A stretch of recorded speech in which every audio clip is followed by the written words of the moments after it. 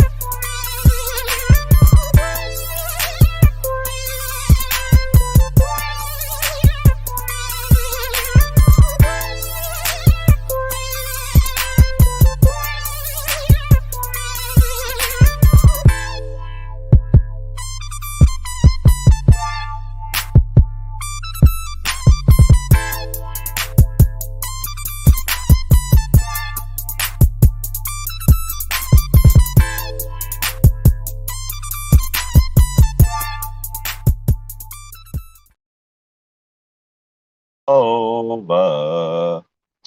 It ain't over, baby, till it's over. Oh, hey, what's up, y'all? Welcome back. We at it again. Another Saturday morning, another episode of you boys. Red, and Coach. Well. What's on tap for today? Well, cut that music down. I'm talking. Thank you, sir. Anyway, what's on tap for today? Rev ain't playing. Better cut that music down. Anyway, what's on tap for today? Well. We have reached the end of the road for a lot of folks. It might be over for a lot of things. Let's see. It might be over for the Milwaukee Bucks. It might be over for my Lakers if AD Achilles pops. It might be over for Big Ben if the Steelers decide to part ways. It might be over for Serena, another great athlete faces the end. It's definitely over for Carson in Philly. It's definitely over for the MLB offseason. And I'm hoping my bank account ain't overdrawn after we celebrate Coaches 2 championships today. Also, the NBA All-Stars have decided to come together in the ATL, shawty, for the All-Star game. Good idea, bad idea.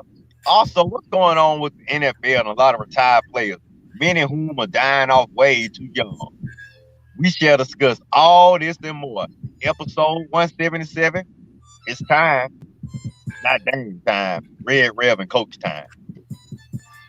What's going on, everybody? Welcome to another episode of the Red and Rev Sports Show featuring Coach. We're coming to you live from the ATL Show. Giving you real sports talk because we are real sports fans who are real sports athletes who have what? Real sports knowledge. So come on in, hang out with your boys, Red, Rev, and the Coach for episode 177 of the Red and Rev Sports Show. As is our custom, we're going to turn it over to our numerologist, Coach Patrick Thomas, to give us someone associated with the number 177. What you got for us, Coach? All right, good morning, everybody. Good morning, everybody. What a beautiful Saturday afternoon it is here in the ATL. You know it's cold, but hey, we'll take the sunshine. My 177 goes back to 1977 when the New York Yankees were playing the Los Angeles Dodgers, and there was a man they called him the straw that stirs the drink. His name was one Reginald Martinez Jackson. You all know him as Reggie Jackson. Was the first player to hit 3 home runs in 3 at-bats in 3 swings in the World Series. So I give my 177 back to Reggie Jackson, back for the Yankees. 3 swings, 3 home runs in 1 game, and that helped the Yankees to defeat the Dodgers in the 1977 World Series. Reggie Jackson, 177. Reggie Jackson, affectionately known as Mr. October, is coming to 177. What you got? You know, it's amazing. I didn't even know about Reggie Jackson until 11 years later, Coach. When I saw him in Naked Gun, when Leslie Nielsen tackled him on the baseball field, I was like, Reggie Jackson, and then I found out afterwards about all his history and accolades. I was like, wow, he must have he was a great player already by the time that moment came. But that was definitely Yep. No doubt about it. He also was on one of my favorite television shows when he moved from the Yankees to the California Angels. I want to know, Coach, do you remember what show that is? I know Red probably doesn't know. Boss right now. It's a sitcom. Oh shoot! Who the star? One of the classics. Who the star? If I give you the star, it's gonna give it right away.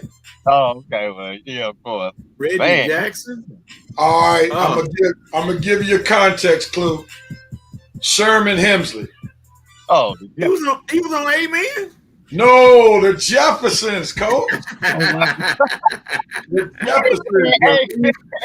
Because it was the episode when George dropped the home run ball that he caught in the outfield, and he felt real bad, and Wheezy snuck into the California Angels clubhouse so that she could try to get in touch with Reggie Jackson so Reggie Jackson could come see about George.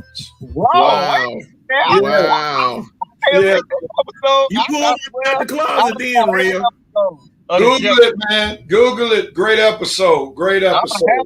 It's on Hulu, so I just hope they have all the episodes. You know, Hulu be acting funny sometimes. They be missing a few episodes on some of these series, but hopefully they'll have that one on there. Wow. Yeah, no doubt. The Jeffersons, right? The Jeffersons, yeah, the Jeffersons. Okay. Let's see. Episode up, man. Let's check on in. What's going on, Joe Black? Joe Black. Of the chefs, I got your message, man. We'll help you vote for best chef, and got a couple of other people doing best chef. Joe Black, Shelby McDonald, Miss Heather's Joy in that same competition with the chef. So I got to vote for two different people. So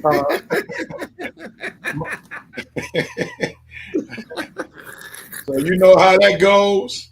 Yeah, I've been blessed by both food ministries, so we want to give it up to both of them, both consistent watchers of the Red and Red Sports Show. Shelby McDonald, get that filet with all the extras. Enjoy your win. Shelby, encourage you to run up the bill. How about Mount Ryan and this new offensive mind this season? I don't know that, brotherhood, but God, we pray that it will be some type of juggernaut. Shelby, look at she just giving you all kind of options.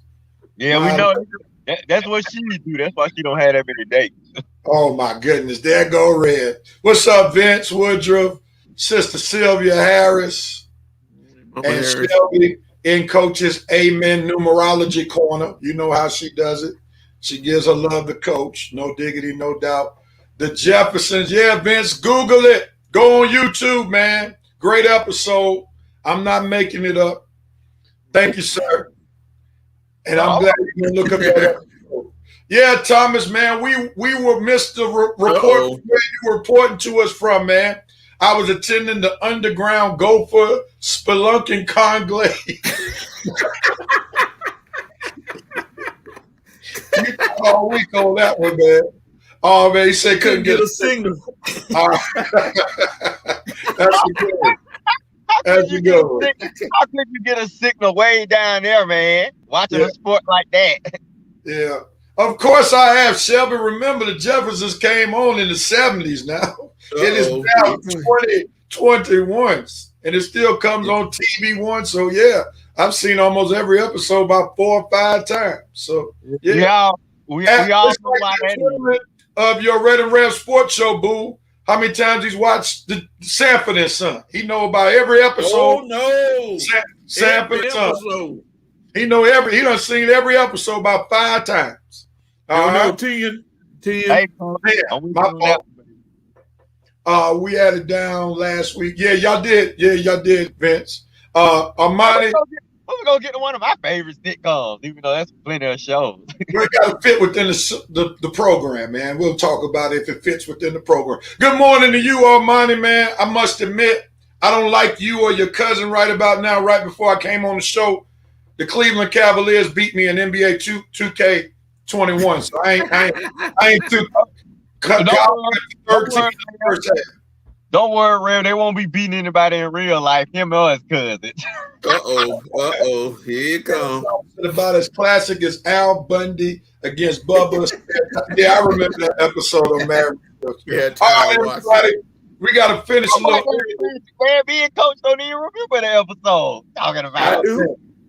You remember the Reggie Jackson Jefferson episode?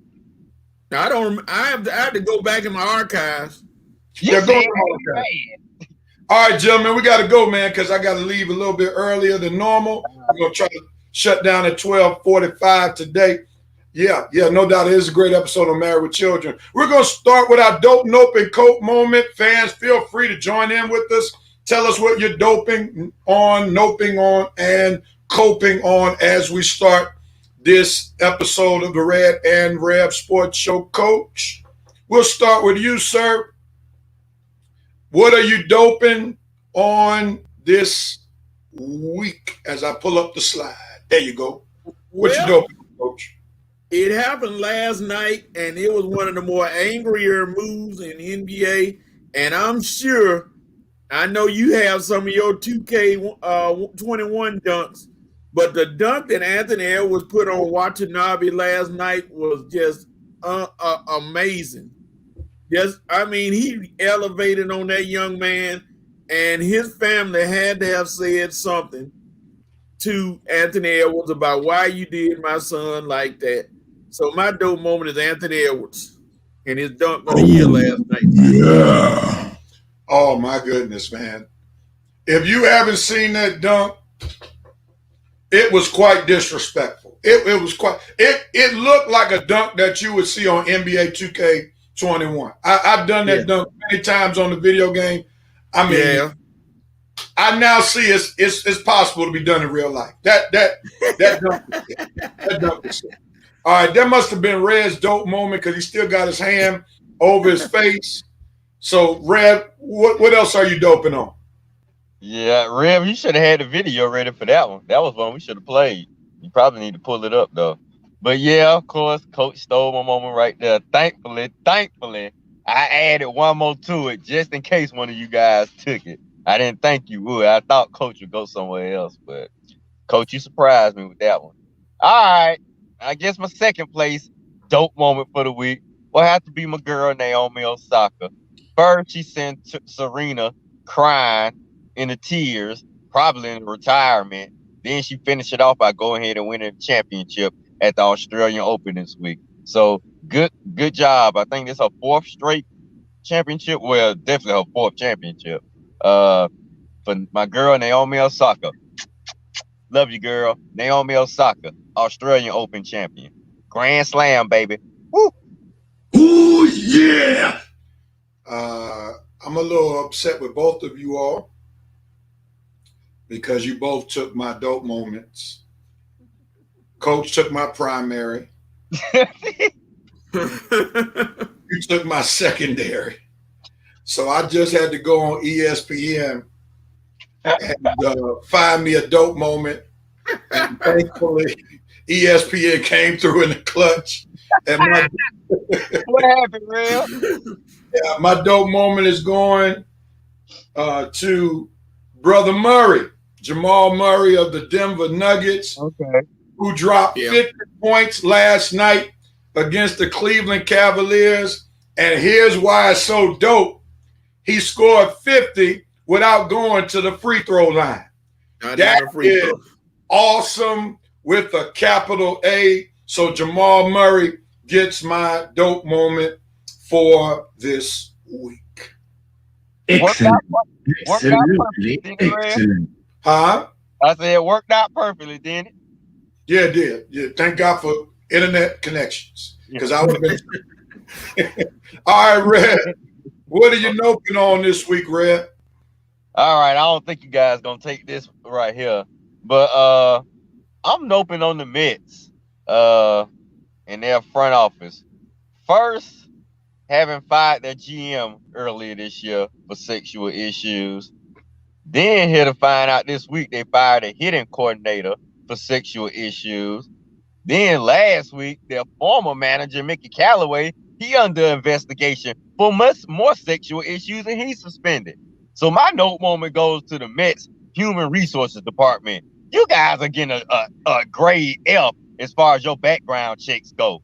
Dope to the Mets Human Resources Department. Oh, no. Well, you provided the sound bite, so I'm not going to play it. I'm not going to play it, so you provided your own sound bite right there. My note moment is actually going to an entire sport, and it's the NCAA men's basketball. Nobody's interested. I mean, it's almost March Madness time. People are not caring about the conference championships that are right around the horizon. Nobody cares that you're putting fans in the stands during March Madness. So my note moment goes to the NCAA basketball, especially men's basketball, not being interested. Nobody cares. So that's where I'm going with my note moment for this week. Oh. Somebody said college basketball? Whew, I fell asleep. All right, Coach, what are you noping on? Well, me and you talked about it before the show came on, and my note moment goes to Kellen Winslow Jr., and I'll repeat what I said earlier. Young man, you are a former pro football player. You are a former athlete, and you played the game pretty decently, and you weren't as good as your dad, but you played it well. So tell me this. What would cause you to go out and I'm gonna use the word, I'll say sexually assault women. Now you're in jail for 14 years. You should be in jail for 40, 100 years. What would cause you to go do that? You don't think you have the confidence enough to be able to have a conversation with a woman and talk to her and get to know her better, be in a relationship? You have to go out and assault her? Come on, dude. I can't give you no love. I wish they'd give you 1,000 years, but 14 ain't good enough, but that's what you got. So my note moment goes to Kellen Winslow II. Waste of talent. No! All right. That's self-explanatory. Let's move into the cope moment. And I'm coping on this young man that I didn't even know existed in the NBA until after he got dunked on by Anthony Edwards last night. And I'm coping for one, Yuta Watanabe, a Japanese player who I had never heard about. And the only reason why I know about him is because he got dunked on something viciously last night. And that's an unfortunate thing when people will know about you getting dunked on more about knowing you because of the way you play basketball. So, brother, I'm sorry you're going to be on ESPN, Fox Sports, NBC Sports, local sports, Japanese sports. You might not even be able to get your passport to go back to Japan after you got embarrassed last night. YouTube. So that's my note moment. I'm noping on. I can't even pronounce his name. That's how that lets you know how little I knew about him. So, bruh, God bless you, man. I'm sorry. All right. Coach, what are you coping on? My cope moment goes to the New Orleans Pelicans. Every time we look up at the Pelicans, everybody projects them to be playoff team. They're gonna do this. They're gonna do that. And then they choked that game away last night. That might be the beginning of the end of them even thinking about the playoffs, the way they choked that game away. And it just looked bad. They supposed to be an up-and-coming team, and you lose like that after leading in the fourth quarter, and you lose the game like you did. Starting to look sad in New Orleans. Mr. Head office, whoever's running them, I don't know what to tell you.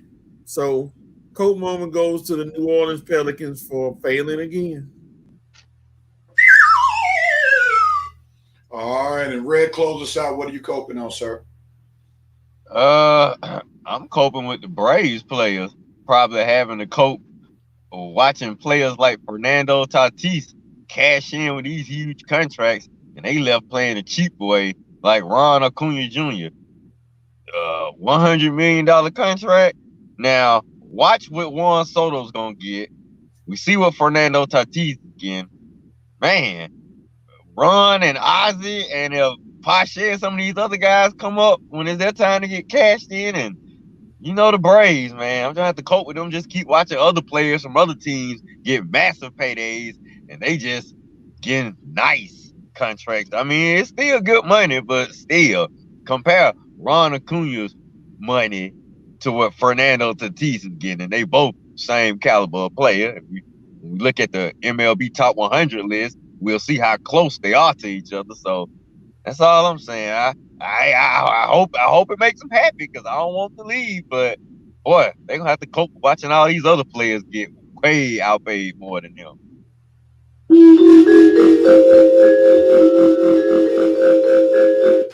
Well, I'm gonna say this: if you're a Braves fan, you better be thankful that Acuna signed what he signed, and I'm happy because they would not be on the roster if they were getting Tatis kind of money. The other thing is that the Braves, when they see a top talent, they sign them early on, like second or third year. So that's how they can get them on the cheap because they can wait and just pay that player a little money. But the one thing good about baseball, you don't have to worry about Acuna, Albies, even though these guys signing these major contracts other places, they can't hold out. That's not the kind of league in baseball because your money is guaranteed. So therefore, Acuna, he might not get paid Tatis money, but he signed, sealed, and delivered and can't hold out because those contracts in Major League Baseball are guaranteed. So as a Braves fan, you ought to be excited about that. Yeah, and that's why we need Herb to get some rings. Why we got these guys on the cheap? No doubt about it. No doubt about it. All right, let's see who's dope, what they're doping and noping on. Oh my goodness, somebody taking pot shots. Armani, Red, can you? Oh my goodness, they're the pot shots. Joe Black is doping on Joel Embiid last night. He had a game for the agents. Shelby, I'm sure she hollered when Armani posted that. I know it. I know she had a good time on that. Tatis got several bags. Yeah, that's a dope moment for him. Armani's doping on Joel Embiid. Shelby doping on Naomi Osaka. Is she the new face of women's tennis? I believe so. Vincent Woodruff on Naomi Osaka winning her 4th Grand Slam, and she's 4-0 in Grand Slams. That's dope right there. Ant-Man posterizing that, bruh. They filing charges on Ant-Man today with the DA. They got to in Minneapolis, no doubt about it. Yeah. Thomas, I got jokes for that jump, but Mama Harris says, "Why? Thank you for keeping it clean, Thomas. Thank you for keeping it clean." Chardin, Ant-Man was the second best dunk in game I've ever seen. Vince Carter, Olympic dunk number. I could go with that. He jumped over man's head. Good morning to you, Maurice. Amani says, Shelby McDowell, how he's a basketball fan, but can't even jump high enough to lay up. I don't know, Armani, you taking pot shots at Red like you 6 feet, though. Come on, man. Stop it, man. I can't let you keep going in on my boy. Like, I don't mind you taking pot shots, but I seen you in person, Armani, and he might have even be taller than you, bro, if the truth be told. So I can't let you go on a man like that now. I'll let one go, but you can't keep going in on my boy. I'm trying to see what was the first one. And did he delete him? I'm trying to get it. He took a pot shot. He asked, could you even lay a ball up? Shelby said, no, that poor baby who played Naomi, bless her heart. Yeah, Naomi put a beating on her. Serena passing the baton to Naomi, keep it in the family. Yeah, I go with that. Maurice Thor doping on Carson Wentz being traded to the Colts. You have a dog in the Philadelphia Eagles race, Maurice? I thought you were a Miami guy. And you up here doping on Carson Wentz being, unless you like the Colts too. I don't know. Sister Harris is thanking Thomas for the respect. God bless you, sir. Amani Newsom, the visual of that has my side. Oh, man. Amani and Shelby have decided to tag team on Red this morning.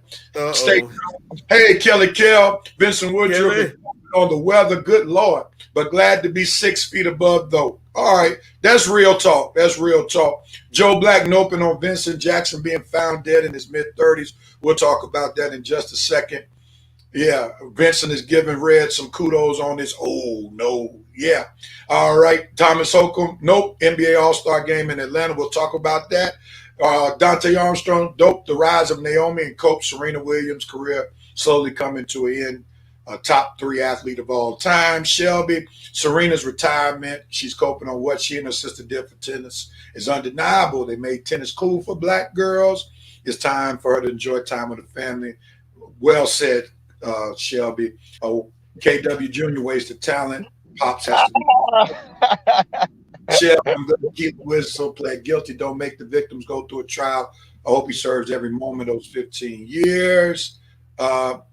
Alexis is still going to watch NCAA. I'm sure a lot of people still going to watch it because the only thing that makes it watchable is the bracket challenge. That's the best thing that the NCAA men's basketball got going for them is the bracket challenge. People going to keep watching just because of the bracket challenge. Ain't enough languages to translate that dunk. There he is. He's on World Star now. Look at it. Y'all going in on my Japanese friend. Coach, every team unloading their underperforming QBs except for the Falcons. No doubt about that, brother. Dante Armstrong, Japanese sports won't show that. They don't want to show the embarrassment to that coach.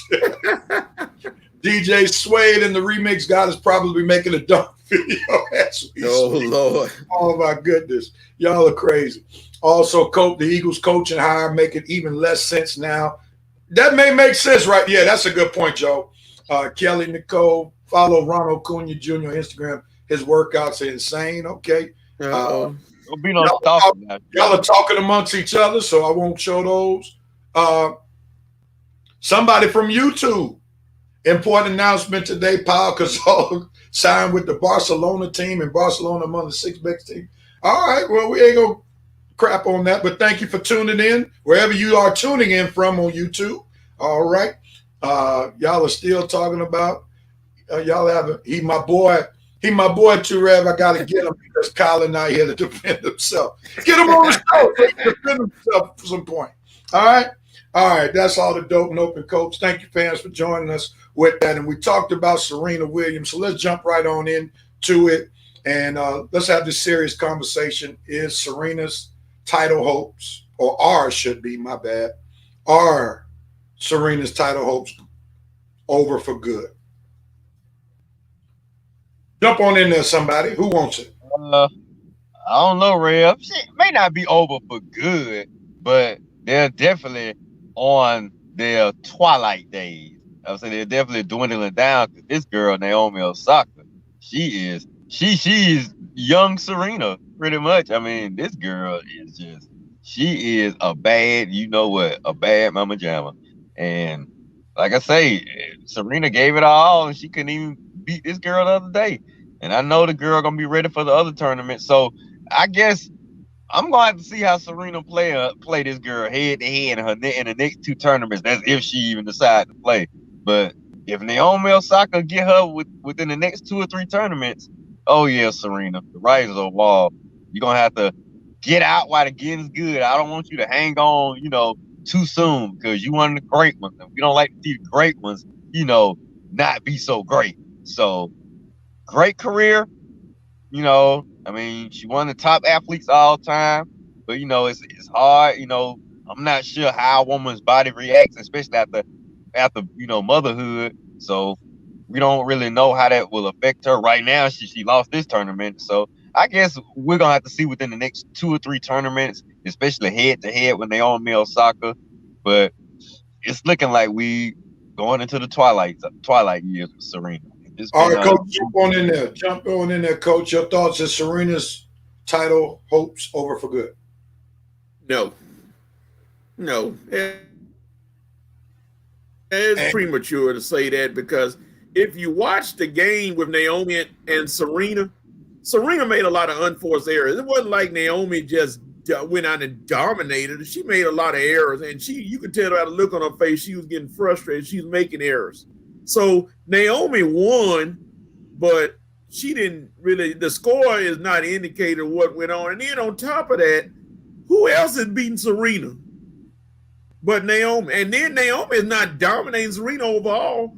In matches, Naomi just broke the tie.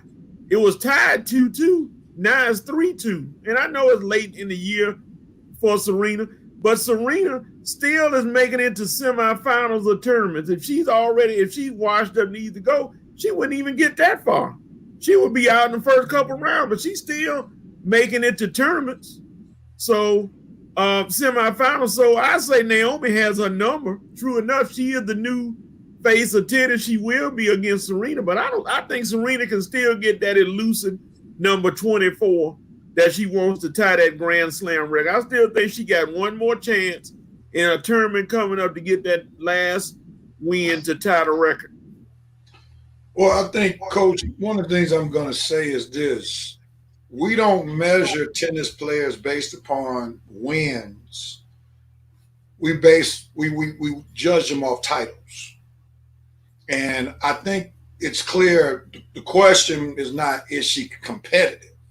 We clearly see that she's competitive, but we see she's dropped her last several titles opportunities. So is she in position now to win the title? We know she's still relevant, But when we think Serena Williams, we don't think going to the Sweet 16, the Elite 8, even going to the semifinals. We think about champion. So that's the thing that we have to think about. And it just appears that maybe, just maybe, she might be over. It might be over for her when it comes to winning championships and grand slams.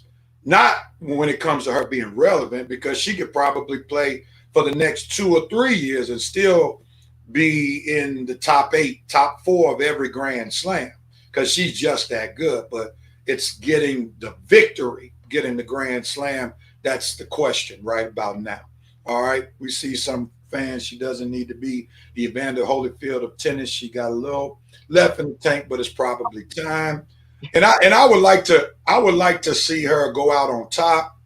I don't want to see her getting beat like her sister's getting beat. Oh my God, exactly. You know what I'm saying? Don't hang on. God, what happened to Venus? Lord have mercy. Yeah, that's what I don't like.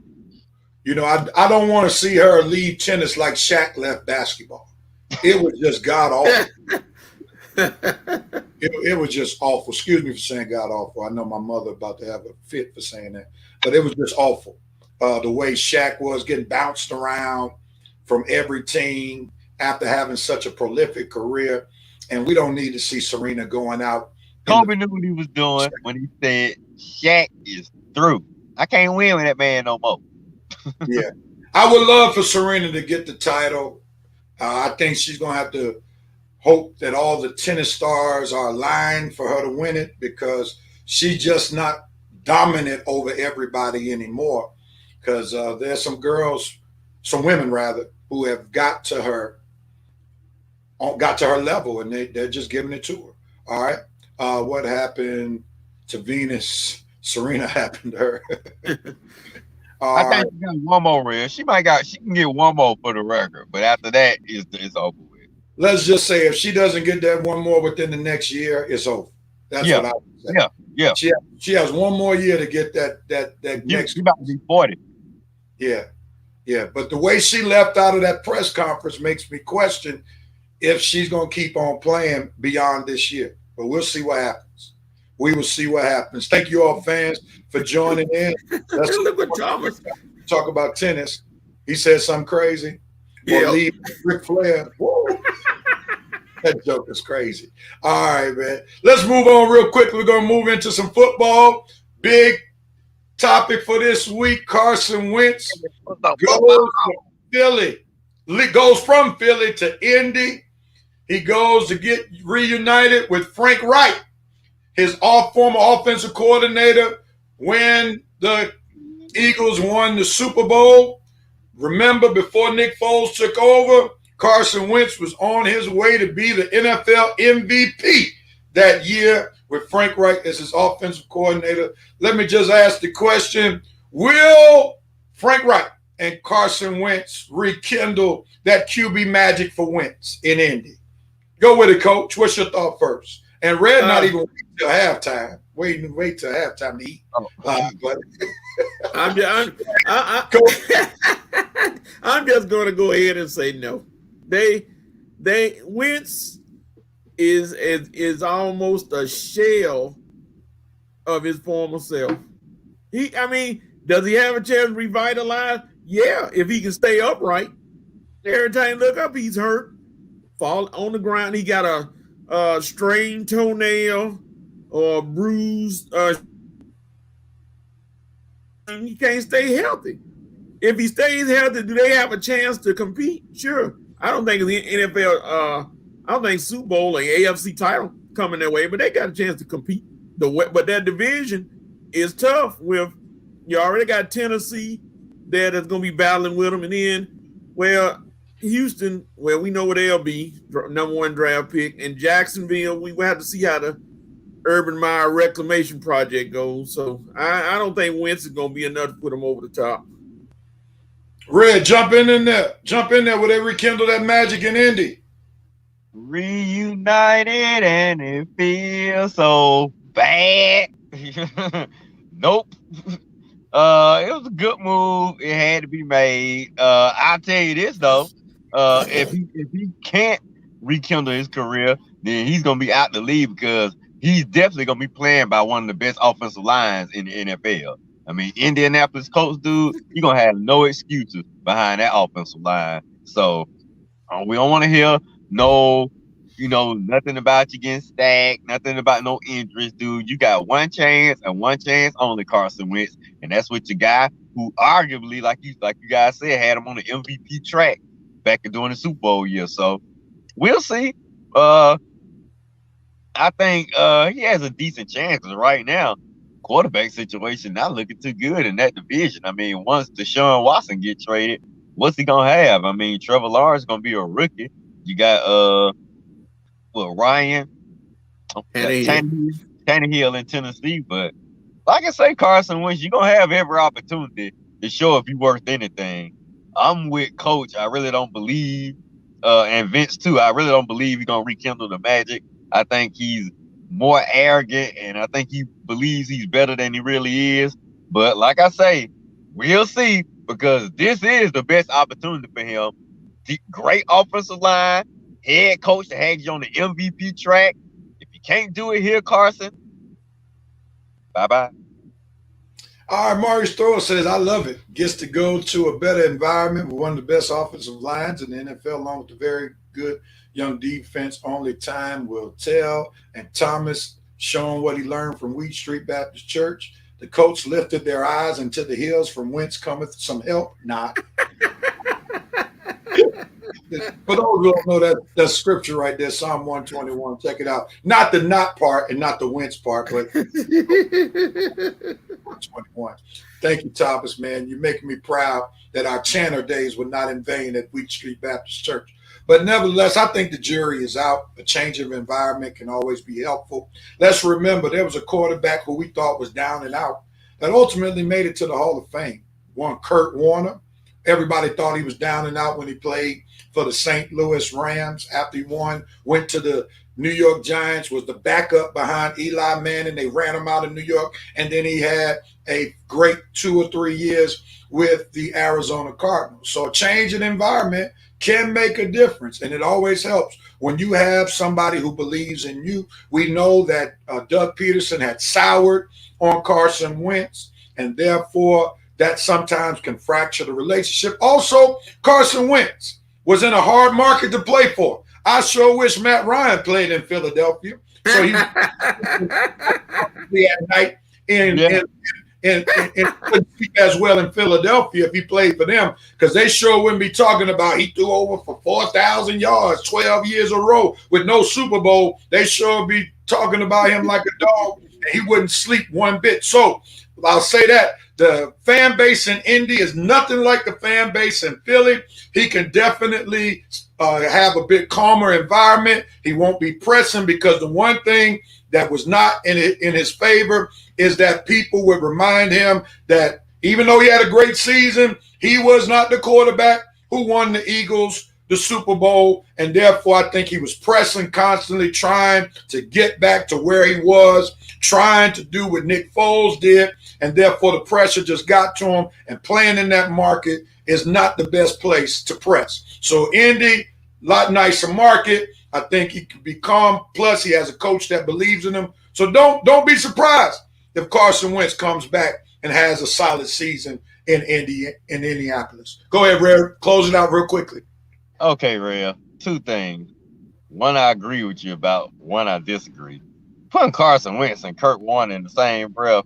Kurt Warner, 2 MVPs, 1 ring before he went to New York. Then he after he went down for a bit, went to Arizona and rekindled his career. But he won a ring and 2 MVPs prior. So I can understand Arizona taking a chance. Wentz, you don't have that same resume. But you're right. Sometimes a change of scenery does help QBs. I've seen QBs go from one situation to another situation and have similar, some type of success. But I ain't gonna put Carson Wentz in a Kurt Warner category at all. One thing I will agree with you about, Matt Ryan, of course. Lord, do I wish the Atlanta fan base with like the New York, Boston, and Philly fan base. Because honestly, I think Matt Ryan would have been gone years ago. He probably would have been on his way out after he choked the Super Bowl away. And that next year, after we scored 10 points in Philly, I think that would have been the end of some of those towns. But no, he been here three additional years with no playoffs. So show you what kind of gullible city we have. Real quickly though, wasn't Carson Wentz on his way to being the MVP before he got hurt? Arguably on his way. Arguably, never did win it though. Arguably, the Philadelphia Eagles got home field advantage because of the work that he put in. And Yeah. so let's not act like Carson Wentz wasn't amongst for about a 2-year stretch some of the top QBs in the NFL before he got his knee blown out. So we're gonna see. But what I'm saying is, it ain't like I'm comparing. I'm comparing what happened. Carson Wentz was near that. He was about to be that dude. He was going to be MVP. Tom Brady just got the MVP because Carson Wentz didn't finish the season. But Carson Wentz was on his way. So let's not act like he wasn't a solid player. It's just about his confidence and if he ever bounced back from the injuries. So I don't want people to think I was just making a statement out of off the cuff, because we got to remember the Carson Wentz that is going on now was not the Carson Wentz that he was before he got hurt. All right. Real quickly. He going into the perfect situation. I give him that. Yeah, he was going to be the MVP. Yeah, Joe Black. And then that's good that he doesn't have to be that dude in Indy, because they do have this running back named Jonathan Taylor who's pretty good. Who's definitely pretty good. Yeah. People tend to forget Wentz had the Eagles 11-2 when he got hurt. Yeah, that's what I'm talking about, Maurice. Carson deserved to be traded. Matt Ryan need to get gone too. All right, we're not gonna make this about Matt Ryan because we don't want to lose any Atlanta Falcons fans if we talk about Matt Ryan on today. Let's go, move on. Coach always wants to talk about Pittsburgh. Big Ben, will he be in Pittsburgh as it's presently slated? If the Pittsburgh Steelers were to bring him back, he would be $40 million to the salary cap of the Pittsburgh Steelers. Is it worth it, Coach? And will Big Ben remain in Pittsburgh? Real quickly, I'm giving you 2 minutes. 2 minutes. All right. He looking at what they have to do at the salary cap and how bad the salary cap is for them, the only way he remains, and they made it very clear, you're going to have to take a pay cut. That's the only way he remains. And I think it's an even thing with both of them because, one, they don't want to get rid of him because the other ones are not ready right now. Hoskins is not ready. Rudolph will never be ready, and I don't know if they're going to ever give Dobbs a chance. So, and he has them over barrel with that, but he made the statement earlier, I will restructure my contract to play again, and he has to fulfill it. He has to start. Don't renege on that now. You got to give up some money to play, dog. That's the only way.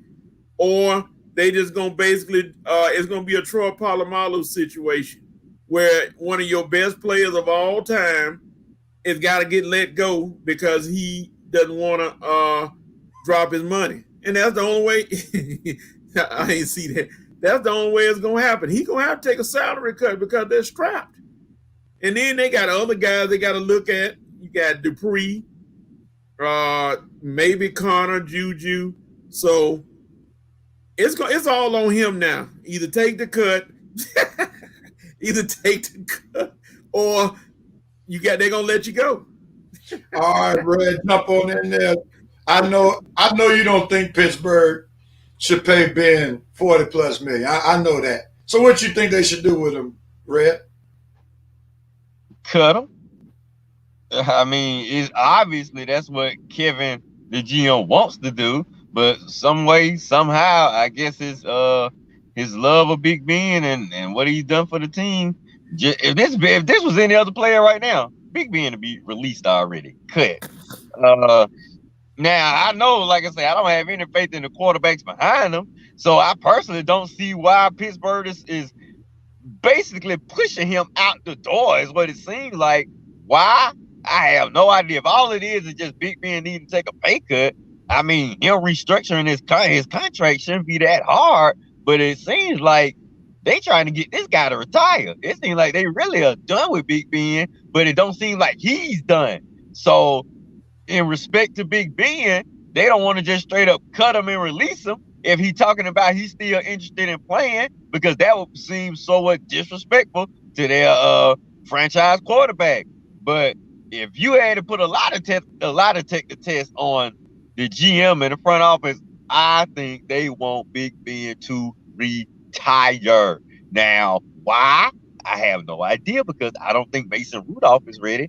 They don't even have a Duck no more. So I don't know who behind Rudolph. So maybe they have a player at quarterback. Maybe they see somebody on the free agent market they want to target. Maybe it's somebody in the draft they targeting. But what I do know is I don't think the Pittsburgh Steelers are very comfortable going forward with Big Ben. I might be wrong. Coach might have more insight into it than I do. But right now, if we had a magic genie and a wishing lamp, the Pittsburgh Steelers would be, I wish Big Ben would retire to save me from doing something I don't want to do. That's what I think. All right. Now, Coach, when do you think this decision needs to be made about Big Ben in the future? It's got to be made soon, because March 17th is coming up, and that's when the free agency gets kicked off. So it's got to be made soon. And here's the thing, though. Let me ask y'all a question. Would this conversation have come up if Big Ben hadn't pulled a Janet Jackson? What have you done for me lately? Because remember when he was 11-0, you ain't hear, this wasn't even a conversation. He was throwing he had 3 interceptions and 20-something touchdowns. They felt comfortable. But then as he faded down the stretch, the momentum picked up on this. And, he's 37, 8, something like that. I say, like I said, one more year. One more year and that's it. Y'all need to start. Let me just say this, Coach. I think that even if Big Ben had a great run, I don't think the Steelers would have been comfortable paying him $40 million, especially with all the free agents that you all have to make decisions on, especially when you're talking about Dupree, you're talking about Juju, you're talking about Connor, so forth and so on. So I don't think in any situation, even if they had won a Super Bowl, they would have been comfortable paying Big Ben $40 million. So it's going to be interesting to see what they are going to do. And I appreciate you giving us that date. It has to be done before March 17th so that they can have some idea of what they're going to do on the future. And I have to agree with Alexis here. He's not retiring. I think he's going to force the Steelers' hand to have to release him, and that's going to be bad PR for the Pittsburgh Steelers. So it's going to be interesting, and we'll see if Big Ben definitely will help the Steelers out with the PR as well as taking a pay cut. All right, let's go to a serious topic real quickly before we go into halftime. Go get Jamarcus Russell, all the fans. The Pittsburgh Steelers should draft Matt Jones. Wow. No. All right. Man, please. All right. Let's go on to the next story. Former NFL players and CTE. We heard, unfortunately, former wide receiver for the Tampa Bay Buccaneers, Vincent Jackson, was found dead in a bedroom. Also, coach alluded to Kellen Winslow being charged and sentenced because of some notorious behavior where he was taking advantage of older women, raping them, and so forth and so on. And we know that Vincent Jackson's family actually donated or will donate his brain to research so that they can see if CTE had an effect on his life. What are your thoughts about former players and CTE? Do you think both of these instances or one of the instances definitely dealt with CTE? It might have. But we definitely gonna find out about Vincent Jackson. What was the other player you mentioned? Kellen Winslow, tight end. That definitely might have had him fade. I mean, Kellen Winslow back in the day, I know he was a rough and tough guy. I know he walked and talked a tough game, but to go from that to what he was convicted of, wow. I mean, I don't think I would have saw it coming out. I don't sympathize with the guy. I mean, that's what you did. Just like I don't sympathize with Chad Wheeler, even though he might be, don't tell him he might be battling some type of issues. But still, that's why, man, the teams need to really do their due diligence and to really get on top of this mental health thing with their players, even if they got to force these guys to go out and talk to somebody or see somebody, because we just have too many situations of players dying young, especially when they're away from the game. But it's like they're not even away from the game 5 or 10 years yet, and they already going through these traumatic issues. And we've already seen it been proven. We saw Will Smith play a doctor in a movie where it's been proven that these players definitely are suffering from these type of issues, and a lot of players, that results in a lot of players dying prematurely. So I definitely think it's the issue. I definitely, I believe it. I'm not proven, but I believe it might have played a issue in Vincent Jackson. I believe it played an issue in Kellen Winslow Jr. Kellen Winslow Jr. Even though that doesn't get him a pass for what he did, dude. I mean, sorry, just don't. But I wish we could get to more players before it gets to that extent, so we can prevent more of these situations happen. And sad to say, I don't think we're gonna. It's sad to say we're probably gonna see more of these situations, more than less, as time go on. If the NFL don't get on top of this mental health and CTE issue. I just want to send my prayers out to the family of Vincent Jackson, the family and friends. All right, Coach, jump in there. Okay, I mean, I understand CTE, but I'm gonna throw another angle at it. Kellen Winslow, and I agree with Vincent Woodruff. Kellen Winslow Jr., I mean, the one they got talking about now was ignorant back when he was in college. And his case was he just thought he could be dominant over a woman, something like that. I don't give him the CTE excuse. I give him ignorance, because he thought he was a big-time football player, and people women, I guess, had to do it. He said something like that. I don't know the whole situation, but I don't think he was CTE. So you say he more Darren Sharper? Yes, entitlement. That exactly, Maurice. Entitlement. That's what I thought. He thought he had big time. Dude. But Vincent Jackson, you know, people say CTE, and I saw where he was living. And two questions come to mind, and I ain't trying to poo-poo CTE. I ain't trying to make it like it's not happening. But here's two things. The question comes up: your family knows you living in a Homewood Suites hotel. Y'all not gonna reach out to him, or did they reach out to him? I don't know. And did they reach out to him to try to help him? And was he living there because of money management, poor money management? Did he not manage his money? And then he fell on hard times, and that's where he had to live there. I don't know, but the CTE scan gonna show a whole lot when they do it. But you know, certain situations dictate certain things, and I don't know. The whole situation with him is the most unfortunate thing to be found in a Homewood Suites hotel, just by yourself, and just you know, whatever happened.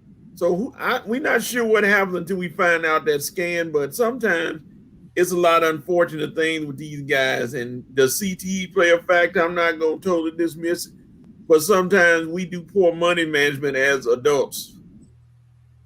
And I'm going to close on what Kelly just said, and I think Kelly brings up I agree with Kelly too, Real. Mental illness is tricky. A family could try their best, and that doesn't mean that they're willing to get help. And I totally, definitely agree with that.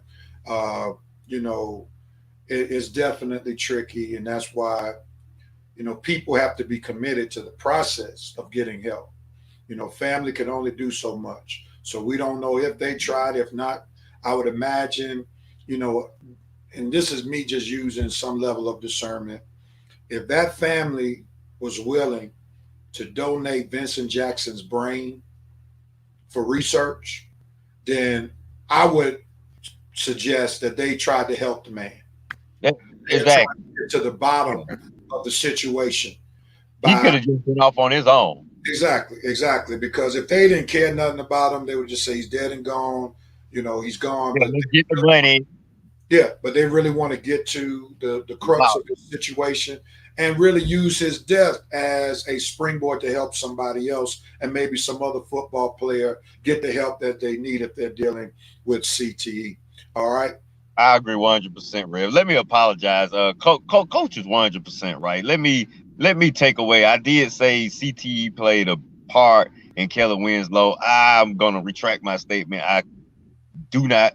Now listening to, I don't think it played a part. Listening to you guys and thinking about his career in the past, it probably was entitlement, a sense of power over a woman, more so than CTE with the Kellen Winslow issue. Vincent Jackson is yet to be determined, but I'm not going to apply CTE to Kellen Winslow Jr.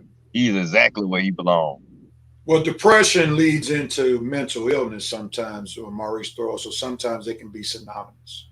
All right. We're going to end right there, and we want to definitely pray for Vincent Jackson's family. Also, I pray even for Kellen Winslow to get some help. One of the things about being a Christian, no matter how notorious somebody's acts have been, we still pray for them, and we pray for their deliverance. And I know that may go against what society may have people to do, because I know we live in a doggy world where, some people can care less about the salvation of someone because of what they did. They want them to experience all HE double hockey sticks. I'm indeed grateful that he's being charged and sentenced and will spend time for his actions, but he's still redeemable, because the reality is, and I'm being spiritual right now, all of us have sinned. All of us fall short of the glory of God. And as heinous as Kellen Winslow's actions were, the reality is his actions in God's eyes are no different than our lying or any other things that we do that we have no business doing. So I want to keep that in mind, and I just wanted to put that out there. In no way am I saying his actions weren't heinous. In no way am I saying that he shouldn't spend time in jail. His actions deserve to be spent and have time spent in jail, but we should still pray for him and his family, and we pray for his deliverance. All right, with that being said, let's move forward and go to halftime. Brothers, we're going to do an abbreviated halftime this week, so get your snacks in quickly. Red, I know you already started on, so half of them should be done by now. All right, we're going to do abbreviated halftime of the Red and Red Sports Show. Thank y'all so much for hanging out with your boys. Red, Reverend, and Coach, we got one more hour.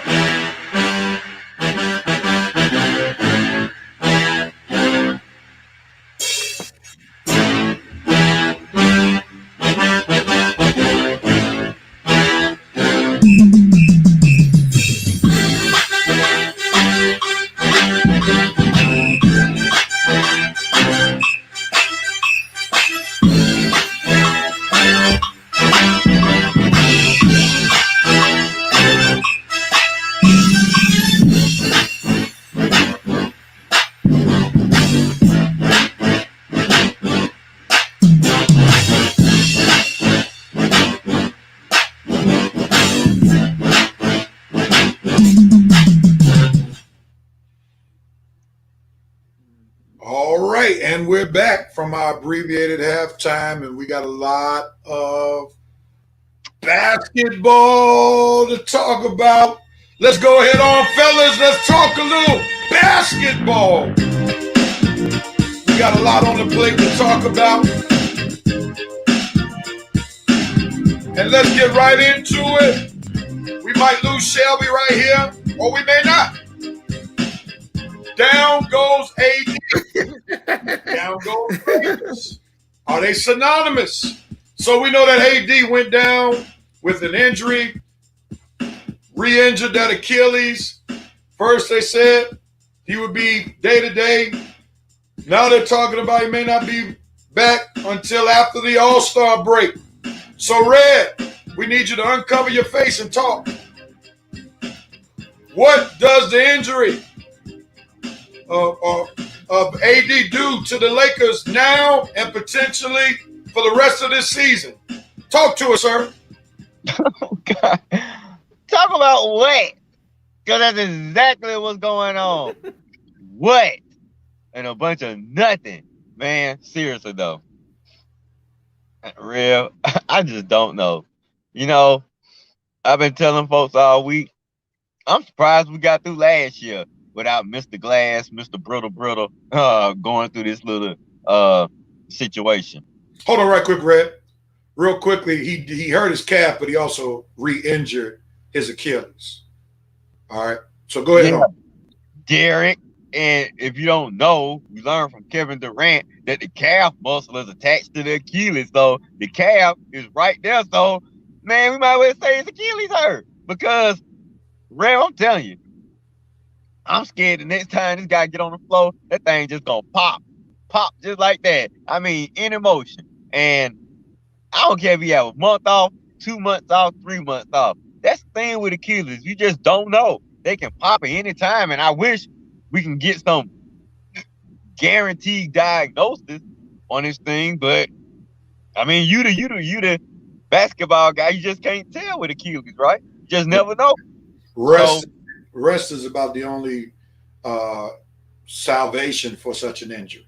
Okay, so I was one of the guys that was telling me that a month off would do him. He'd be okay. Now, a month off, no games, would that guarantee he can get through the playoffs without this popping up again?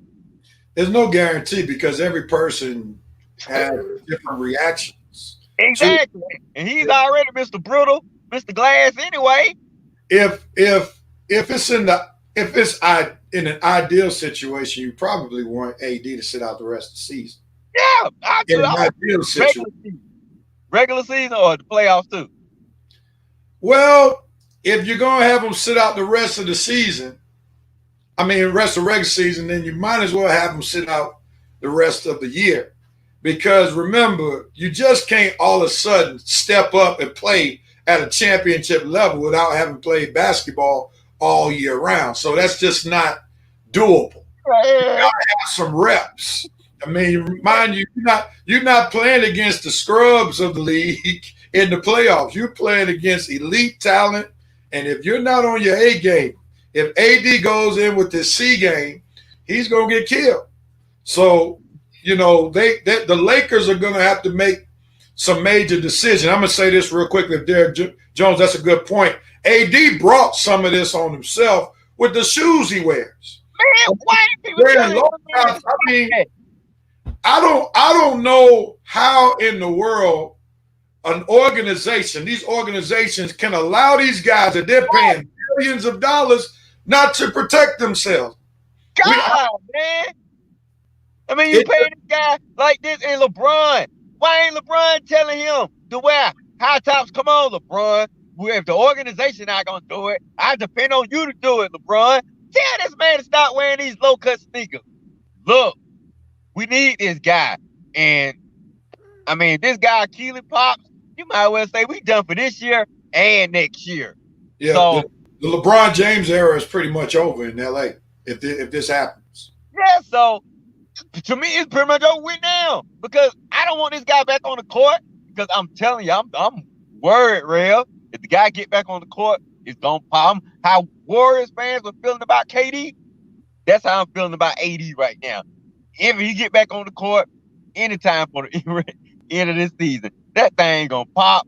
Even if he go down a good stretch, I just don't know. I'm scared. I'm fearful. I can't believe I'm admitting this. But this guy is really putting our championship plans in doubt right now. So how are we affected? Are we affected? You better believe it. Now, we can probably hold up. Like I say, we can get to the playoffs, but we're not going to make it all the way through without a healthy AD. So I'm not going to even set myself up to believe that. Now, what they may try to make a move or two, ain't going to be no player they're going to pick up that's going to replace AD from here to the end of the season. So, man, Lakers, y'all going to really have to be creative right now. But right now, we need some miracles. Coach, jump in here real quickly. I want to play off Derek Jones because I'm sure you're going to echo the same sentiment as Red. With AD being down, the Lakers championship hopes are just basically drowning. So no need to rehash that. Derek Jones brings up the point there are rumors about another trade going down for the Lakers. Considering the salary cap, considering the personnel the Lakers have, what kind of deal can the Lakers make? What type of player? Who could they get to possibly help them be able to be competitive in the playoffs? Talk to us, Coach. Well, you can go out there and get that Band-Aid for a bullet wound in Andre Drummond. He's ready to leave Cleveland. You can plug him in.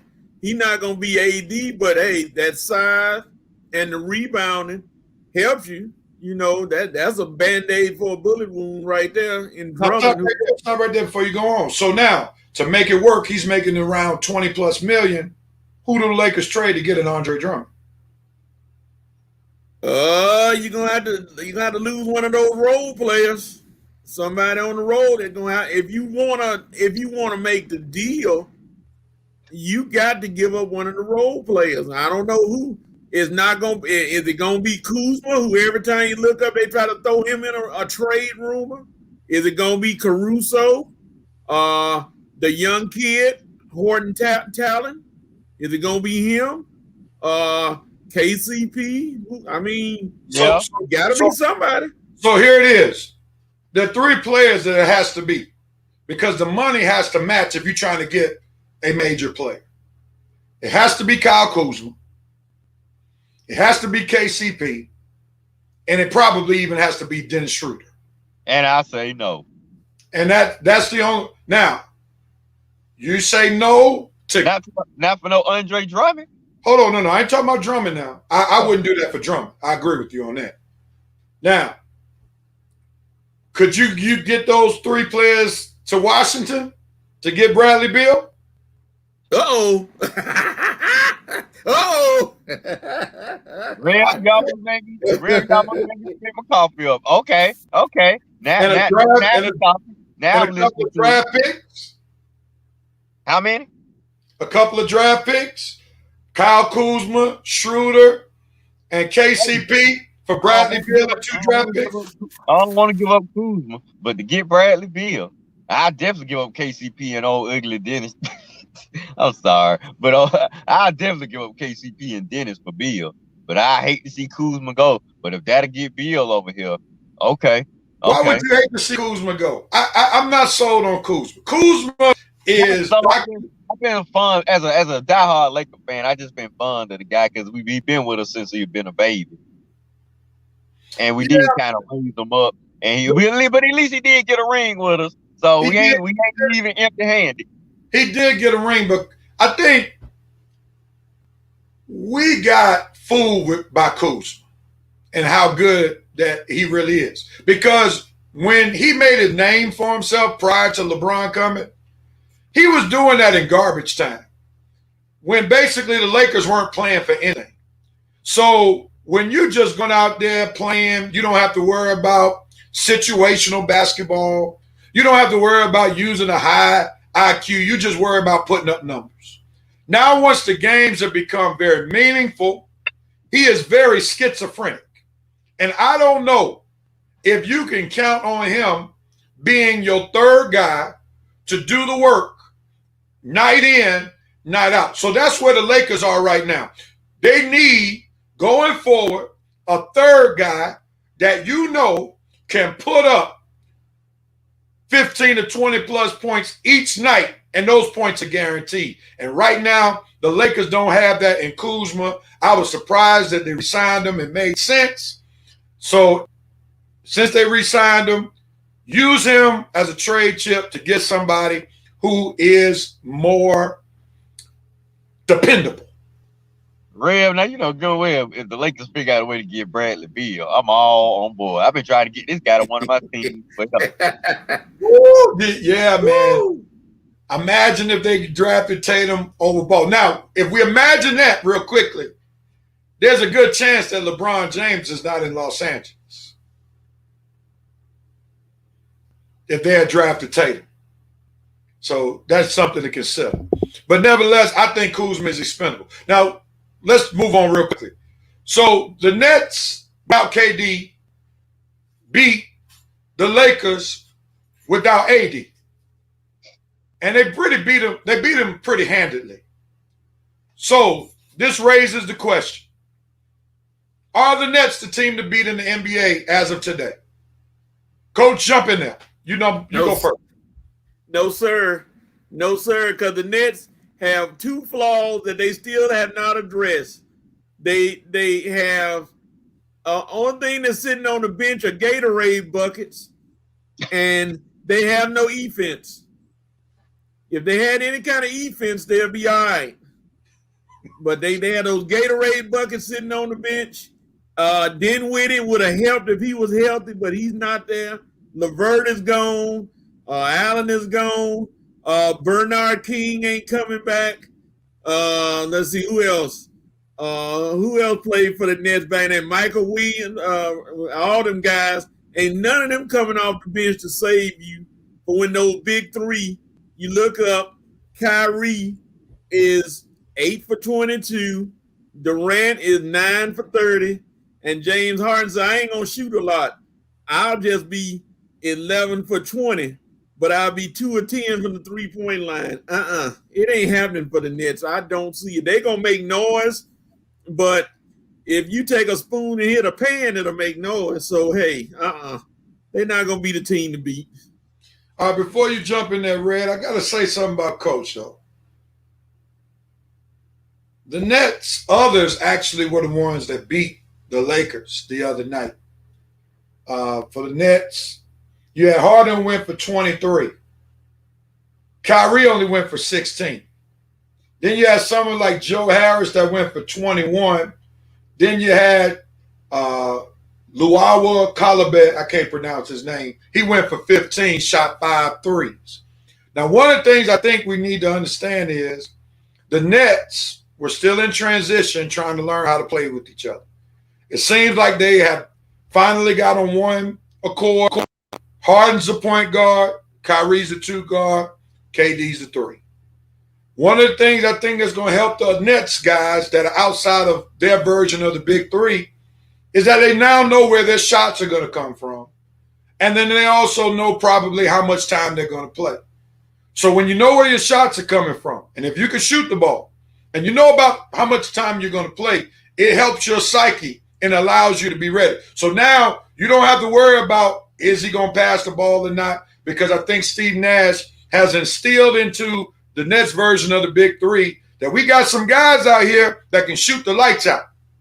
And therefore, the others may come and be bigger than what we may be poo-pooing on. The big thing I will agree with you on is the defense is suspect. And if the cliche is true, defense wins championships, then the Nets may not be the team to beat. Jump in there, Red. What you got? Real. How am I supposed to go after your professor of philosophy? You're supposed to always go last on the basketball discussion. It don't matter what I say now. I ain't gonna be nowhere close to what you said. I might as well just shut whatever I said up and save it for another topic.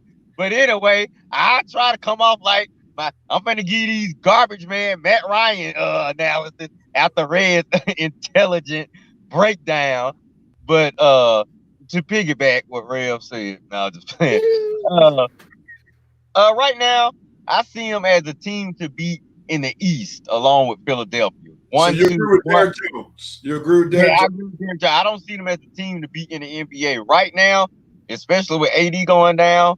Surprisingly said, but probably not surprising to most, it's the Utah Jazz to me is the team to beat in the NBA. I'll even get a Clippers a second with 80 with the 80 injury. No, but I don't really trust the Clippers in the clutch. So I'll go with the Utah Jazz and maybe a team we're not thinking about in the West right now. As far as the East go, the Nets, yeah, they definitely got a great chance to come out the East now that Harden is bought into.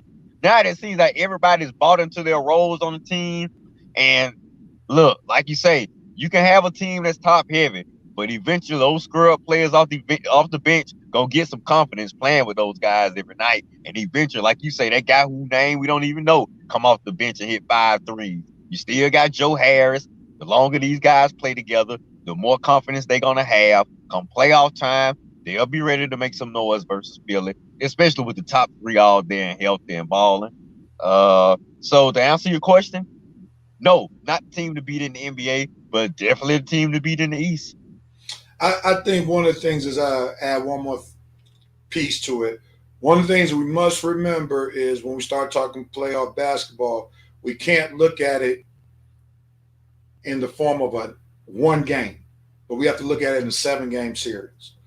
And in a 7-game series, the Nets, I believe, are beatable, especially against a team like the Philadelphia 76ers. If a team like the 76ers utilizes its size, like Joel Embiid yesterday, I was watching a little of that game on yesterday, and that man was being a grown man against Wendell Carter Jr. And Wendell Carter Jr. held his own yesterday. I got to give him credit.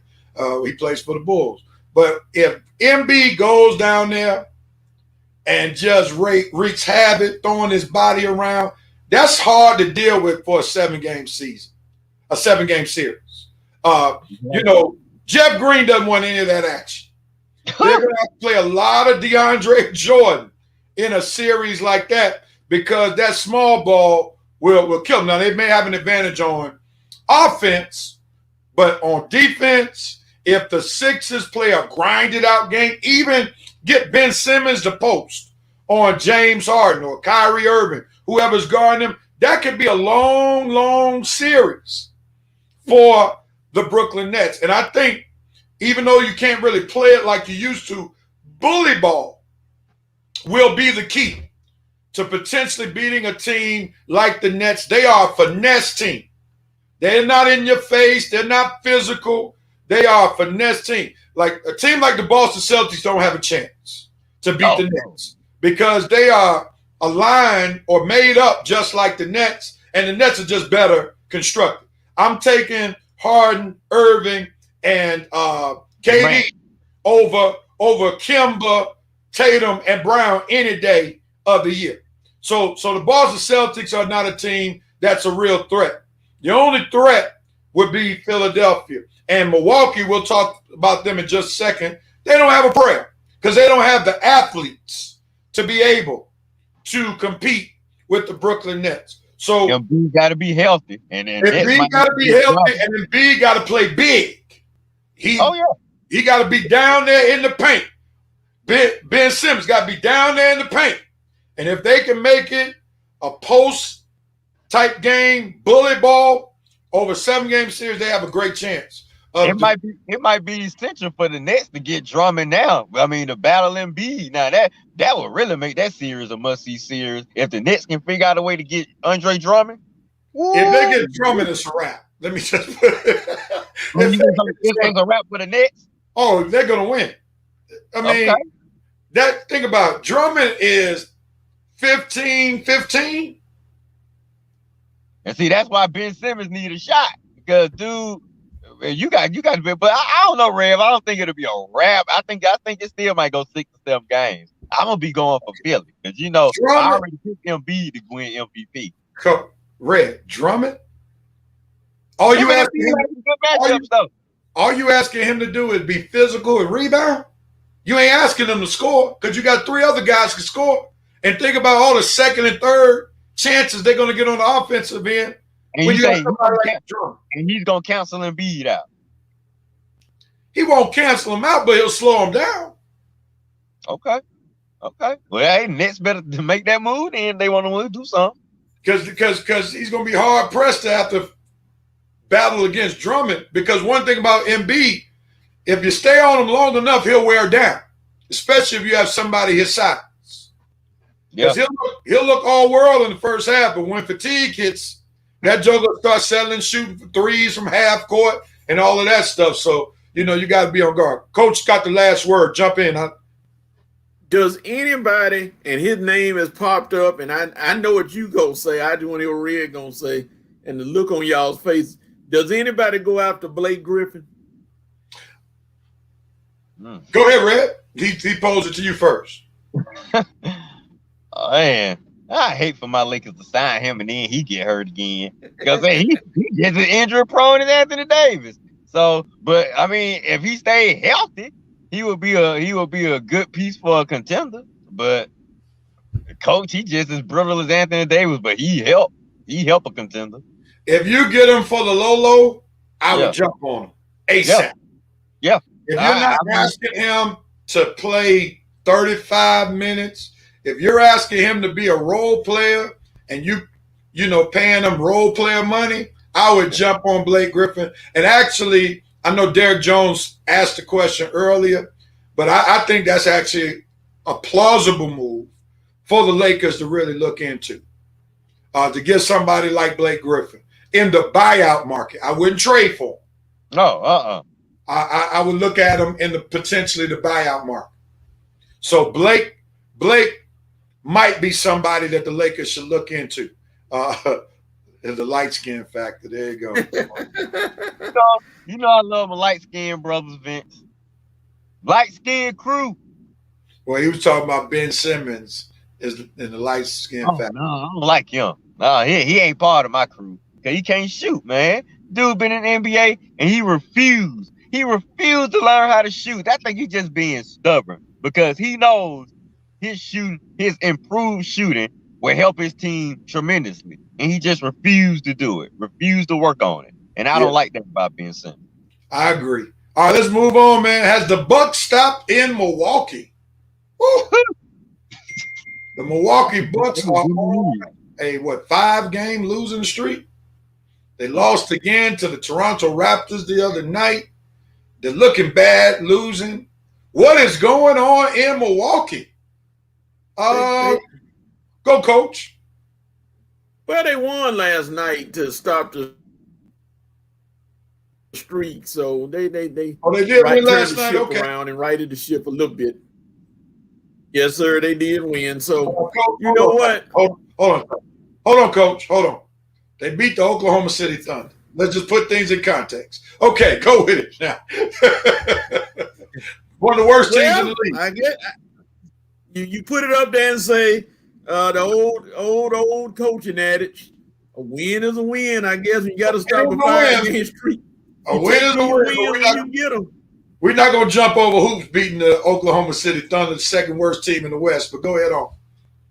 I just wonder, who do you put this on for them being contenders and then all of a sudden looking like they just woke up? The coach or the players? Who do you put it on? Is there no motivation? We know who is going to get put on. Yeah, it's going to be put on Coach Bud, no doubt about it. Talk about it, Red. I want to look up something before I say something. Coach is asking you, who do you put it on? Go ahead. This is amazing how you can go from the number 1 seed back-to-back years on the cusp of an NBA Finals. You pay your man, finally give your man this big, huge franchise contract. And now these guys have slowly but surely turned right back into the Milwaukee Bucks. I'm talking about the old Milwaukee Bucks, the team that, unless they doing something great, we just forget they in the league. Fear the deer. How about fear the impotence or fear the irrelevance? Because, dude, it's honestly, I forget Milwaukee in the East sometimes. For a good 2 or 3 week stretch, I swear we didn't even hear nothing about this team. Giannis, Mr. Family Man, they really not winning like that. They not the number 1 seed. Philly, the Nets, and Boston, and some of these other teams are overtaking them as the powerhouse in the East. And Coach Bud, well, we all know when he was with the Hawks, he only won for 2 years, and then he went back up obscurity again. So, well, it's been 2 years in Milwaukee. Won big. Now what? About to be obscurity again. But at least Giannis got a big payday out the whole thing. But, I mean, does anybody see them beating Philly or the Nets right now? Nope. So that's going to be 30 straight years. Well, they haven't lived up to expectation. Definitely this year because the past 2 years, they were number 1 I see seed. him winning. You do? Winning what? Yeah, they'll beat 1 or 2 games out of the 7 game. Yeah, sure they will. Sure they'll win 1 or 2 games out of 7-game series. Sure. I they will. Hey. I think one of the things that we do, coach, not a couple of games. Well, I think one of the things that we do need to keep in consideration, I just did the research or a little research over the past 2 weeks, and that would have covered their losing streak. Drew Holiday didn't play. Huh. So I think He didn't play basically during that losing streak. Oh. So that lets us know how much Drew Holiday really means to that team. We can't deny his defensive prowess, and he's a floor general, and he's a solid offensive player. And Milwaukee went in to go get him. And I would say Drew Holiday being that third best player, maybe even the second best player at times, because I think he actually brings more to the table from offense to defense than Chris Middleton does. That's a huge loss. So I'm going to hold off on saying the buck is stopped in Milwaukee until I see if this decline continues if it continues to go when Drew Holiday comes back. So I'm a reserve judgment right now and not pronounce the benediction over the Milwaukee Bucks right now. Okay, that's a good piece of information, Red, because I had no idea Drew Holiday wasn't playing. So yeah, it's like we need to see how it looks with Drew Holiday because he definitely is a big piece to their team. No doubt about it. Coach Bud, you might need to start typing up their resume or at least get it fresh on the computer. All right, gentlemen, let's talk real quickly as we get ready to close out the show about the NBA All-Star game is coming to Atlanta. The starters have been announced this past week. We know that there was a big controversy over the Western starters rather. Luka Doncic and Steph Curry got the nod over Damian Lillard to go along with the starters in the West.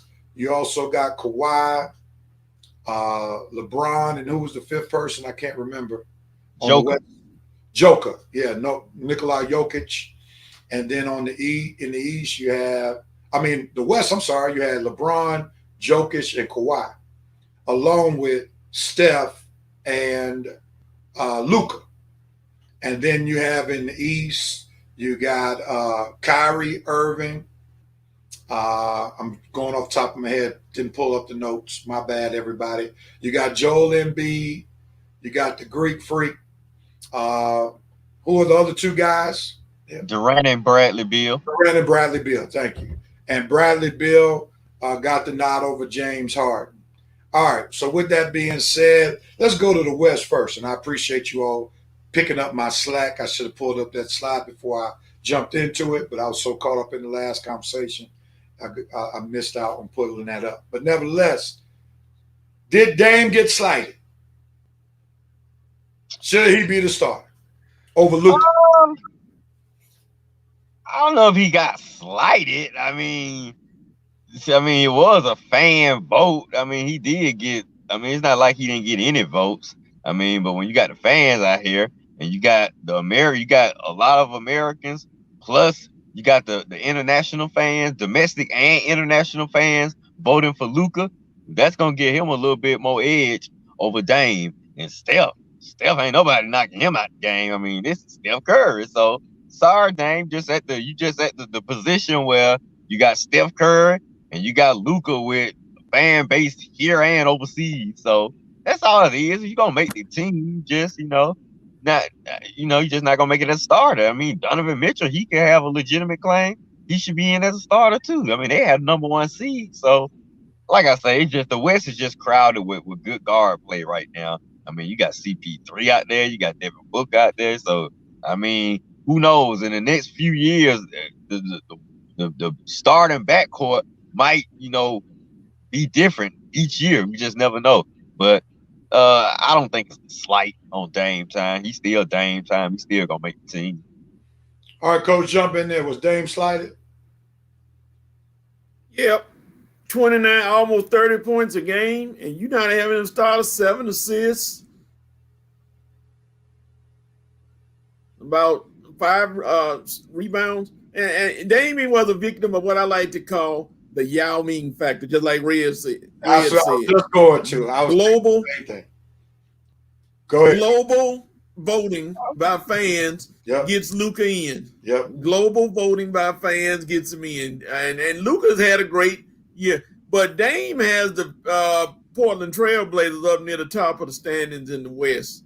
And Luka's Dallas Mavericks struggling to make the playoffs. So, and I know you go by individual stuff, and that's what they use. But that global factor of voting with the fans, that's what's got Luka. Luka's just, he's just so great. He's Luka. Everybody knows him. Outside of Portland and maybe a couple of other cities, Dame Lillard does not get exposed as much. You don't see him as much, despite what his numbers are.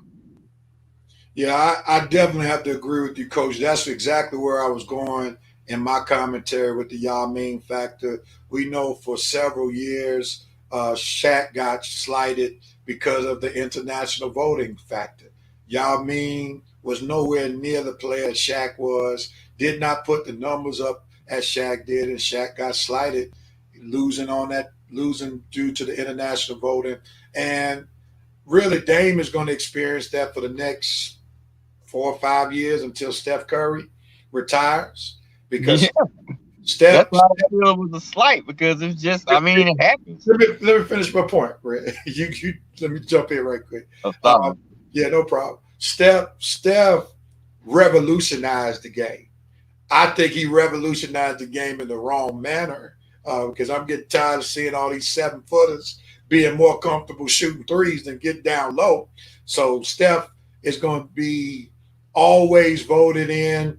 Somebody might call it, Vincent Woodruff may call it the light skin factor right here. He's getting some light skin love. No doubt about it. You got to always have a good light skin brother in limelight. That helps the NBA go a long way. But nevertheless, light skin brothers unite. Go with it. But anyway, Steph is going to always have that slot, and Luka's going to get that slot. The best thing Dame could hope for is Steph's retirement or Luka being considered a front court player rather than a back court player on the ballots. But until then, Dame is going to always be a reserve, and it just is what it is. And he also has to understand playing in Portland doesn't always help his brand. But I will say he has done remarkably well with advertisement playing in the market like Portland. I could only imagine how big his fame would be if he played in a major market. I kind of wish he actually played in Atlanta. He would be perfect with his rap career in the entertainment industry, plus his game, plus his clutch gene. Oh, my goodness. Atlanta would be his oyster. No, real. Too much temptation. No. Dame understands you got to do what you got to do. He wouldn't be influenced. He's an influencer. Yeah, living in Oregon. Bring him down here to the ATL. Whew. No. Dame is a measured guy. Dame knows what he got to do. Dame knows what he got to do. Go ahead, Coach. Go ahead, Ray. I'm sorry. Go ahead. No, I'm just saying Dame is a measured guy. You can just tell he got his head on right. And you could put Dame anywhere, he's still going to produce because he's just a solid guy. I'll put it like this.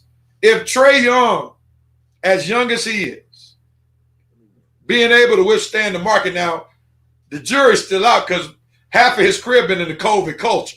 So you got to be careful who you rub shoulders with these days. But, Trae had a very good 2 years. He managed well. There would have been a lot of temptation to get him to go in the wrong direction, especially as young as he is. But he kept his head on straight. And I think mentally, emotionally, Dame is much more stable than Trae. So he would have been fine. Go ahead, Coach. Yeah, I'm talking about production-wise. Oh, yeah, he'd still be the same NBA star. That's all we matter. That's all that matters. Okay. We can care less what he does in them streets as long as that affects him. Okay. But, yeah, we on the same page there. Yeah. Trae, no, I don't think Trae not as charismatic. I'll go ahead. We all comfortable. Trae not as handsome as Dame Lillard, man. So I don't think he got that charisma and charismatic that Dame would have down here in the A. So he probably won't have as many options as Dame would have. Trae, do something with your hair, man. Yeah. Go ahead, Coach. Jump in there right quick. See, you talk about Dame Lillard's so-called rap career. I don't think he can freestyle better than me. I can freestyle on him right now, and he couldn't handle it. Okay, all right. Well, we hope to hit you. Coach, you saying he can handle it? One day y'all be able to battle. And Vincent Woodruff, tell us how you really feel about Tyler Perry. Right? Hey, I agree, Vince. Look at what Tyler Perry took away with Elder Barge. My. Oh, man.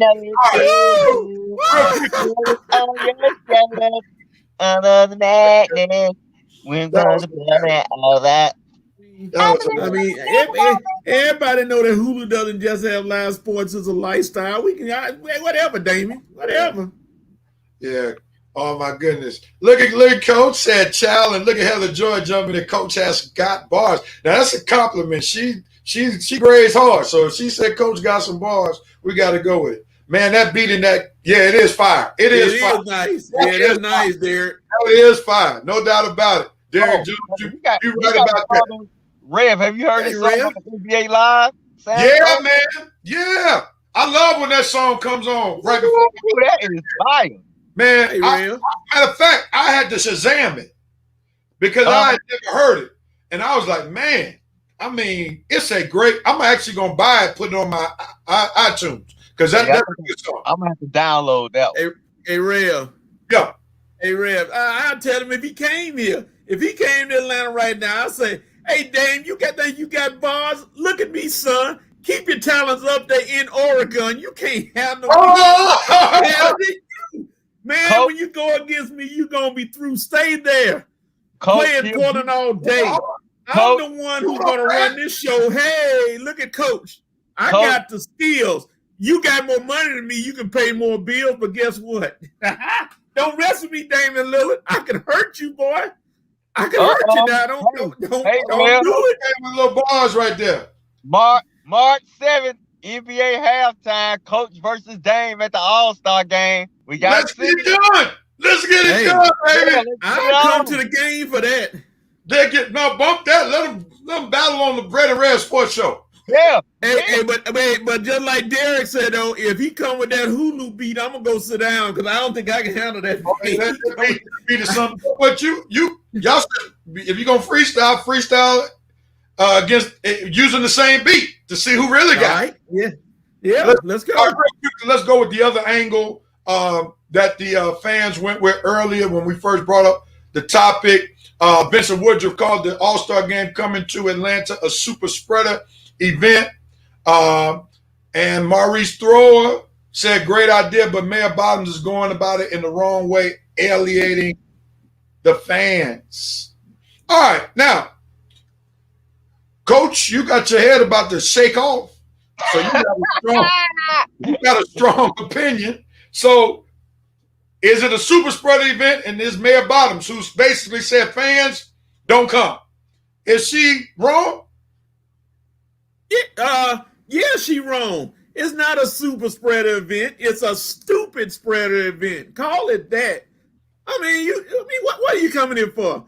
How many fans are you gonna get in the game? What, you gonna put 2,000 in there? Yay! And now all of a sudden, she's saying stay away. She's smart, but then you got these guys, these rappers, and these underground guys that's having these little club shows and having these parties at these clubs. They're going to go against what she said, and she's trying to protect the citizens of Atlanta. But yet you're going to get all these underground parties, and next thing you know, something going to happen, and then it's going to be worse. Stay away. I think it's a joke. And Adam Silver tried to defend himself, but I was like, Adam, stop, man. You can play this. You can play the game in Atlanta next year. Come on now. You can do better than that. I think it's a joke. I wouldn't play the game. And if I was the Stars, I wonder, are they obligated to play or because they picked, or can they sit out? That's going to be interesting to see. I doubt if they're going to be forced to, but we'll see.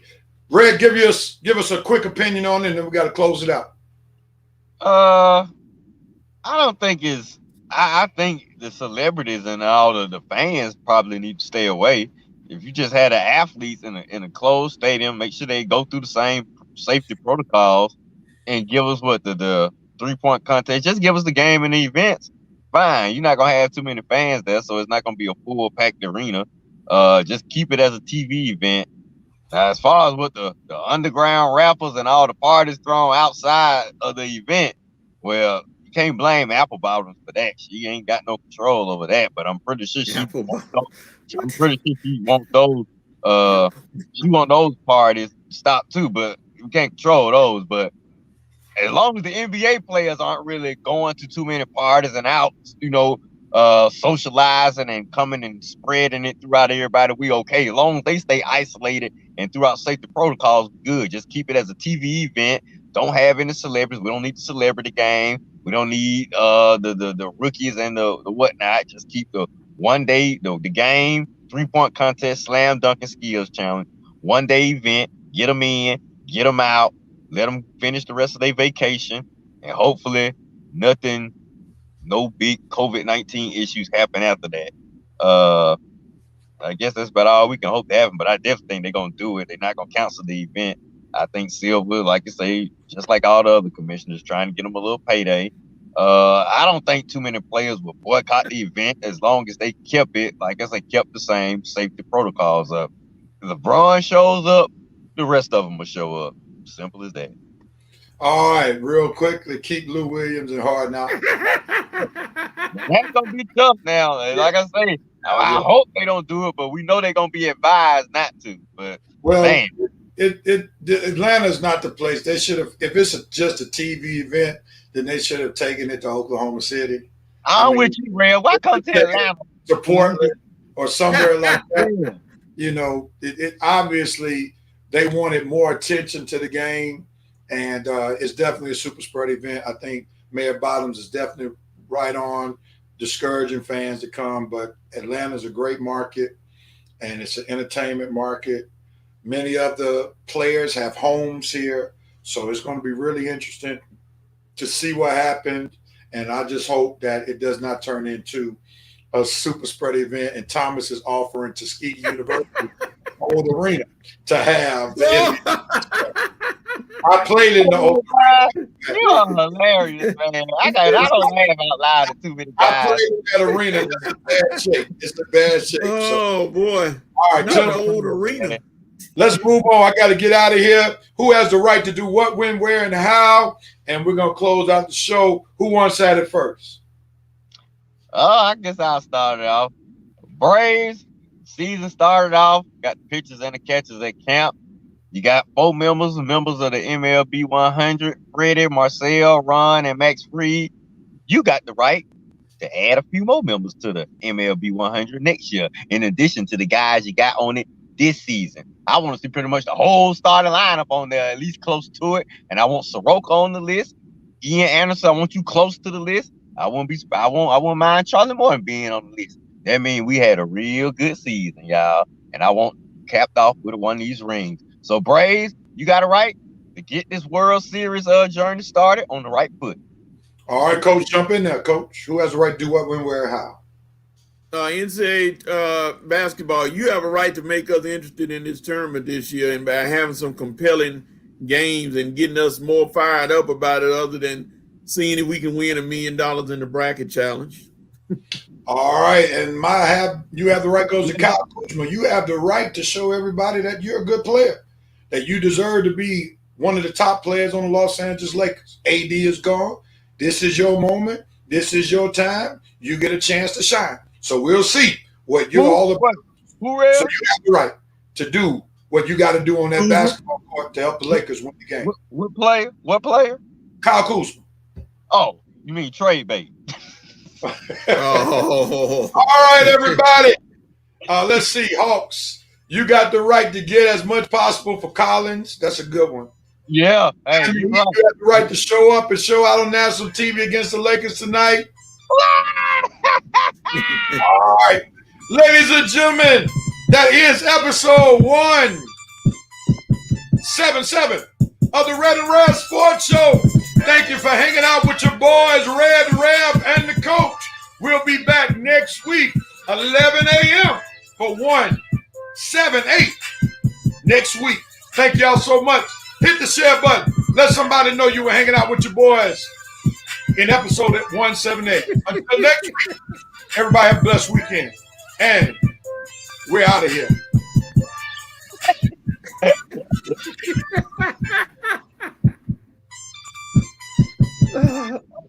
God, that guy told me it's crazy.